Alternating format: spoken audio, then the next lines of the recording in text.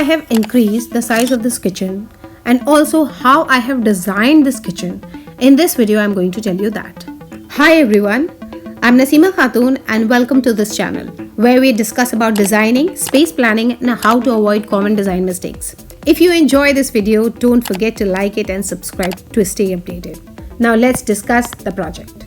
This was the architectural layout plan that client shared with me. After seeing this layout, I realized that the kitchen size is very small. Now in this, you're having this kitchen of 6 feet by 14 feet 3 inches, and this is your passage for the utility area, and you're having a double bowl sink with washing machine over here. See, this is one linear kitchen, and once you'll start planning, you will realize that the space for storage is very less. And whenever you design, there are few things that is essential in the kitchen. That is, you're going to have a space for refrigerator. There is going to be a hob, and because the utility is outside, the vegetable sink is also needed. Then you're going to place your microwave oven, your mixie, the other cabinets. You need space because drawers are very convenient to use and also very functional to figure out things. So at the time of space planning, what I did, I was getting 12 feet 3 inches on this bedroom, and this was 11 feet because I didn't want to demolish these both walls. So what I did, I demolished only this wall, took 1 feet 3 inches from this bedroom and created a platform like this. Now although this is 15 inches platform only,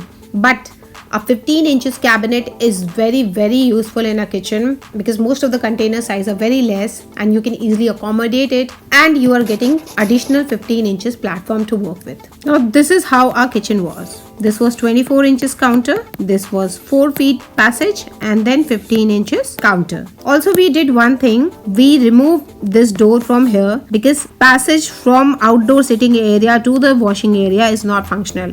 You have to provide a separate outdoor seating area, and your utility has to be separate because this circulation is going to affect your comfort. So this is not very functional. So what we did, we created a parallel kitchen like this and a sliding door over here. Now this is my counter.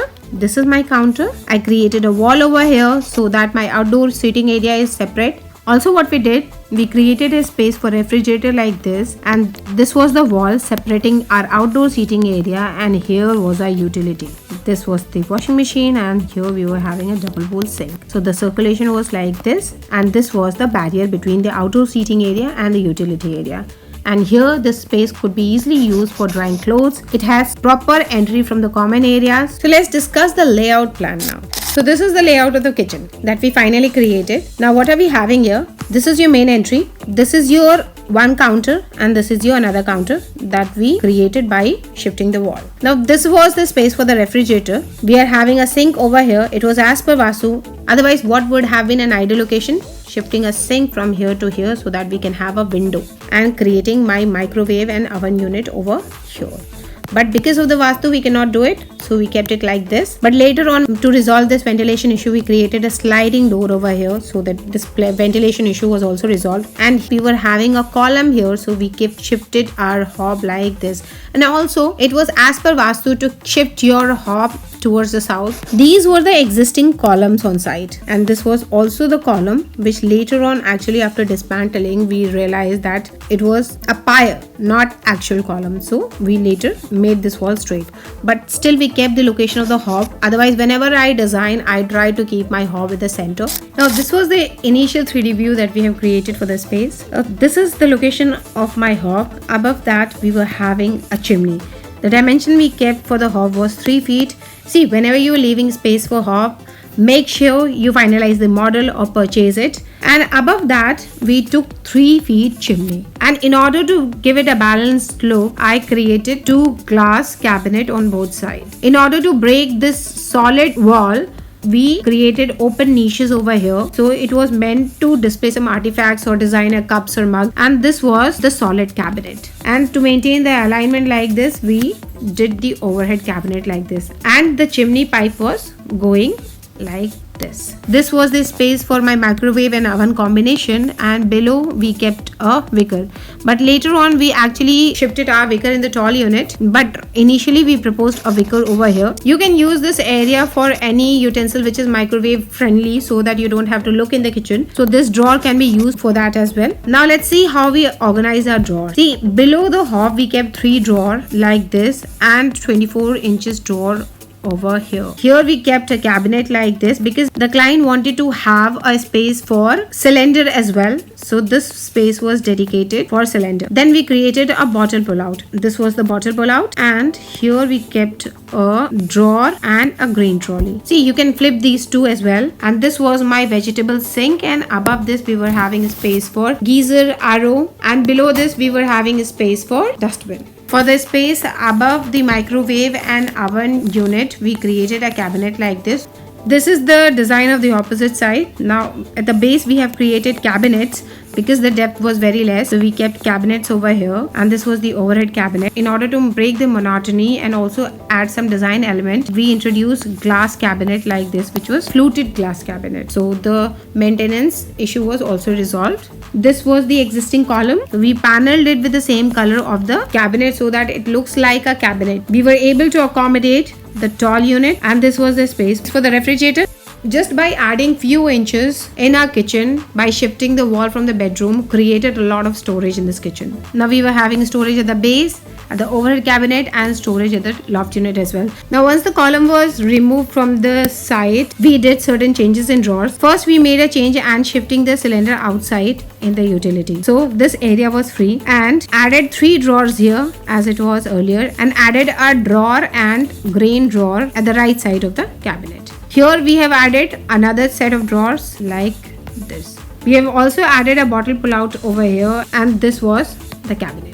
At the overhead we kept same as it is. Now in the opposite side what we did, we added a rolling shutter over here. So this was the space for the rolling shutter. This was the tall unit. Below the tall unit we kept space for the raw vegetables, and above that we created drawers, and above that we created shelves. So this is how we design our tall unit. This was the space for the refrigerator like it was earlier, and above that we kept storage like this, and this was the cabinet below.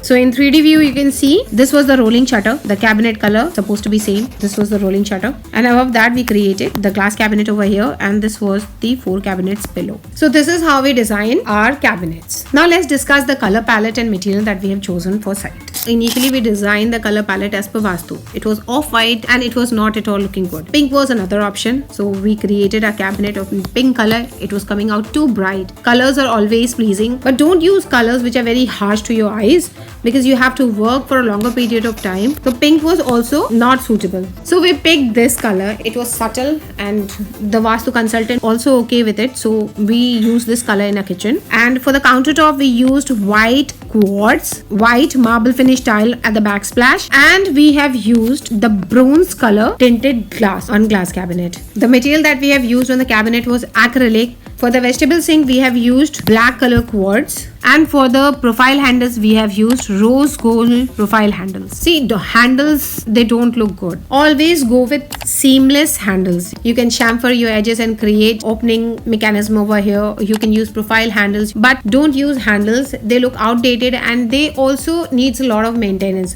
unless your design demands. If you are creating some sort of Victorian or Georgian style on cabinets, definitely it's a demand of the style, but here we were actually achieving the modern clean look, so profile handles were the better option here. Let's discuss the lighting. We use lighting below the cabinet to add lighting on the countertop, and for general lighting we have used lighting over here. Whenever you're using lighting, go with 3000 Kelvin. It gives a very pleasant look in the house. So this is how we have designed our kitchen. Let me know in the comment section how you have found the video. See, we keep sharing these kind of practical videos on our channel, so consider subscribing if you are designing your kitchen, or if you're designing your house, or if you want to learn about designing.